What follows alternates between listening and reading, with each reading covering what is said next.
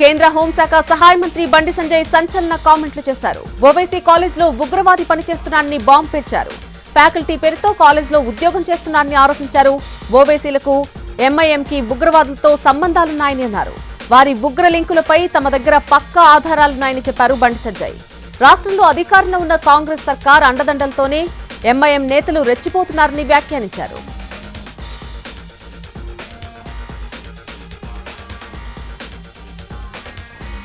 ఏపీకి మరోసారి వర్షగండం పొంచి ఉంది. రేపు బంగాళాఖాతంలో అల్పపీడనం ఏర్పడే అవకాశం ఉందని ఐఎండీ ప్రకటించింది. మధ్య బంగాళాఖాతంలో బలపడుతుందని అంచనా వేస్తోంది. దీని ప్రభావంతో ఉత్తరాంధ్ర, దక్షిణ కోస్తాకు వర్ష సూచన ఉందని పేర్కొంది. వచ్చే 3-4 రోజుల ఉరుములు మెరుపులతో భారీ వర్షాలు కురిసే అవకాశం ఉందని పేర్కొంది.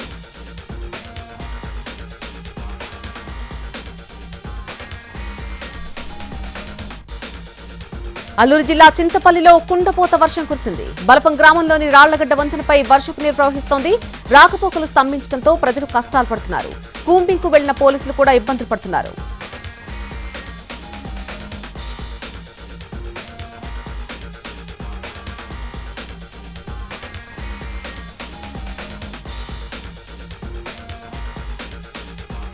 హైదరాబాద్ శివార్లో ఉన్న సంగారెడ్డి జిల్లాపై హైడ్రా దృష్టి సారించింది. అమీన్పూర్ మండలంలో పలు ప్రాంతాల్లోని ప్రభుత్వ భూముల్లో నిర్మించిన భవనాలు, ఆక్రమణలను హైడ్రా బృందం ఇప్పటికే పరిశీలించింది.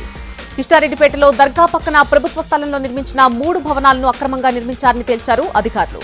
పటేల్గూడలోని సర్వే నెంబర్ 12లో ఇళ్లను, ఐలాపూర్ గ్రామ పరిధిలోకి వచ్చే కోర్టు పరిధిలోని భూముల్లో అక్రమ నిర్మాణాలు జరిగినట్టుగా ఆరోపణలున్నట్టు భారీ అపార్ట్మెంట్లను, బీరంగూడ సంత పరిసరాల్లోని సంబునికుంట్లో ఉన్నటువంటి ఆక్రమణలను కూడా గుర్తించారు.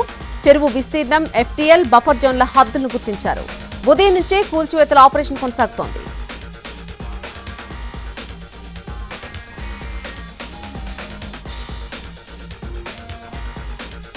రాజమండ్రి శివారు దివాన్ చెరువు అటవీ ప్రాంతంలో చిరుత టెన్షన్ కొనసాగుతోంది. పులిని బంధించేందుకు ఏర్పాట్లు చేశారు అధికారులు. జాడను గుర్తించేందుకు ట్రాప్ కెమెరాలు పెట్టారు. పట్టుకునేందుకు బోన్లను కూడా అమర్చారు. అంతా చేసిన తర్వాత ఇప్పుడు చిరుత ఆ ప్రాంతంలో కనిపించట్లేదు. దీంతో ఫారెస్ట్ సిబ్బంది కొత్త తలనొప్పి మొదలైంది. సిబ్బందికి దివాన్ చెరువును ఆనుకుని ఉన్నటువంటి రిజర్వ్ ఫారెస్ట్ లో చిరుత జాడ కోసం 5 టీంలు గాలింపు చర్యలు చేపట్టాయి. 100 ట్రాప్ కెమెరాలు, 7 బోన్లతో పాటు సీసీ కెమెరాలను కూడా ఏర్పాటు చేశారు. డ్రోన్లను ఉపయోగించినా పెద్దగా ఫలితం లేకపోవడంతో థర్మల్ ఇమేజ్ డ్రోన్లను ఉపయోగించే ప్రయత్నం చేస్తున్నారు. అడవి చుట్టూ ఏర్పాటు చేసినటువంటి 100 ట్రాప్ కెమెరాలతో చిరుతపులి కదలికలకు సంబంధించిన దృశ్యాలు కనిపించేవి. కొద్ది రోజులుగా ఇవేవీ కనిపించలేదు. చిరుతపులిని ట్రాప్ బోన్లతో పట్టుకోవడానికి ముమ్మర ప్రయత్నాలు జరుగుతున్నాయి.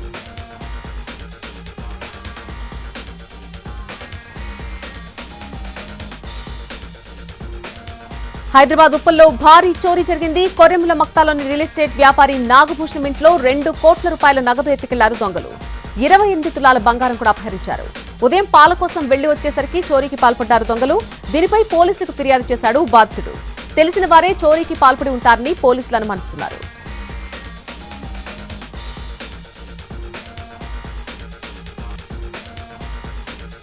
సిద్దిపేటలో ఈ నెల 18న జ్యువెలరీ షాప్ లో జరిగిన చోరీ కేసును ఛేదించారు పోలీసులు. జల్సాల కోసం దొంగతనాలకు పాల్పడుతున్న షణ్ముఖరెడ్డి అనే వ్యక్తిని అరెస్ట్ చేశారు. అతన్ని విశాఖపట్నం మద్దెలపాలెంకి చెందినవాడిగా గుర్తించారు.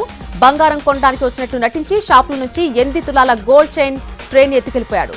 అయితే హైదరాబాద్ లో ఫ్రెండ్ బైక్ అడిగి దానిపై సిద్దిపేటకు వెళ్లాడు షణ్ముఖరెడ్డి. దుద్దేడ టోల్ గేట్ వద్ద వాహనాల చెకింగ్ ఉండడంతో బైక్ పై వేగంగా వెళ్తూ పడిపోయాడు నిందితుడు. గాయాలు కావడంతో ప్రజ్ఞాపూర్లో బైక్ పార్క్ చేసి వేరే షర్ట్ మార్చుకుని బస్సులో హైదరాబాద్ వెళ్లిపోయాడు. నగరంలో బంగారం అమ్మితే దొరికిపోతానని కరీంనగర్లో విక్రయించేందుకు బయలుదేరాడు. పొన్నాల రంగీలా దాబా వద్ద పోలీసులు చూసి పారిపోయే ప్రయత్నం చేయగా నిందితుడిని పట్టుకున్నారు పోలీసులు. 8 తులాల బంగారం, దొంగతనానికి ఉపయోగించినటువంటి బైక్ ను కూడా స్వాధీనం చేసుకున్నారు.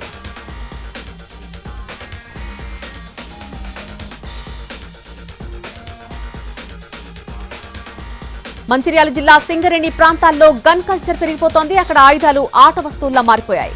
గన్ కలిగి ఉండటాన్ని స్టేటస్ సింబల్ గా భావిస్తున్నారు. అయితే సింగరేణి ప్రాంతంలో ఎప్పుడైతే రియల్ వ్యాపారం పెరిగిందో ఆటోమేటిక్ గా రౌడీ షీటర్ల సంఖ్య సైతం పెరిగిపోయింది.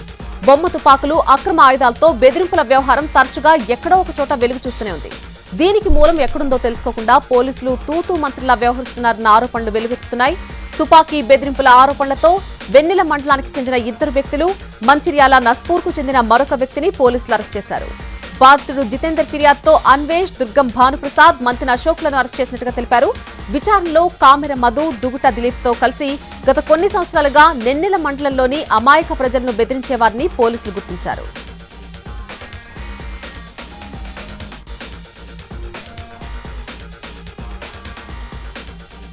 భారీ వర్షాలతో హైదరాబాద్ ముంబై నేషనల్ హైవే 65 రహదారి దెబ్బతింది. లింగంపల్లి నుంచి సంగారెడ్డి వరకు దారి పొడవునా రెండు వైపులా కూడా అడుక్కొక గుంత ఏర్పడింది. సంగారెడ్డి పోతిరెడ్డిపల్లి చౌరస్తా వద్ద ఫీటుకి పైగా ఏర్పడినటువంటి గుంతతో వాహనదారులు ఇబ్బందులు పడుతున్నారు. ఈ గుంతలో టైర్లు పడి బేరింగ్లు పోతున్నాయని అంటున్నారు. అంతేకాదు బైక్ స్కిడ్ అయ్యి వాహనదారులు పడిపోయిన సంఘటనలు చాలానే ఉన్నాయి. గుంతలు ప్రాణాలు తీసేంత పనిచేస్తున్నా వాటికి ఎటువంటి మరమ్మతులు చేయకుండా చేతులు దులిపేసుకుంటున్నారు అధికారులు.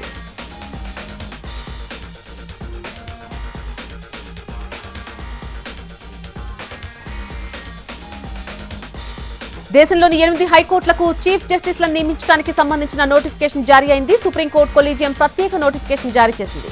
ఈ నోటిఫికేషన్ ద్వారా ఢిల్లీ, జార్ఖండ్, హిమాచల్ ప్రదేశ్, జమ్మూ కశ్మీర్, లద్దాఖ్, మధ్యప్రదేశ్, కేరళ, మేఘాలయ, మద్రాస్ హైకోర్టుల కోసం ప్రధాన న్యాయమూర్తుల పేర్లను ఈ కొలీజియం సిఫార్సు చేసింది. కేంద్ర న్యాయశాఖ మంత్రి అర్జున్ రామ్ మేఘ్వాల్ సోషల్ మీడియాలో పోస్ట్ చేశారు.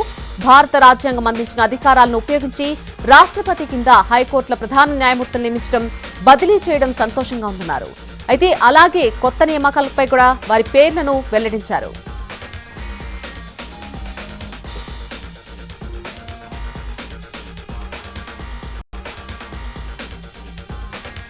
మళ్లీ మరొక రైలు ప్రమాదం తప్పింది. ఉత్తరప్రదేశ్లోని కాన్పూర్, ప్రయాగ్రాజ్ మధ్య ప్రేంపూర్ స్టేషన్ సమీపంలో రైలు పట్టాలపై దుండగులు చిన్న గ్యాస్ సిలిండర్ అమర్చారు. అయితే ట్రాక్ పై గ్యాస్ సిలిండర్ ఉన్నట్టుగా లోకో పైలట్ గుర్తించడంతో పెను ప్రమాదమే తప్పింది. ఉదయం 5:50 సమయంలో ఈ ఘటన జరిగింది. నిన్న గుజరాత్లోని సూరత్ సమీపంలో రైల్వే ట్రాక్ ఉండేటువంటి ఫిష్ ప్లేట్ విడదీసి పట్టాలపై పెట్టారు.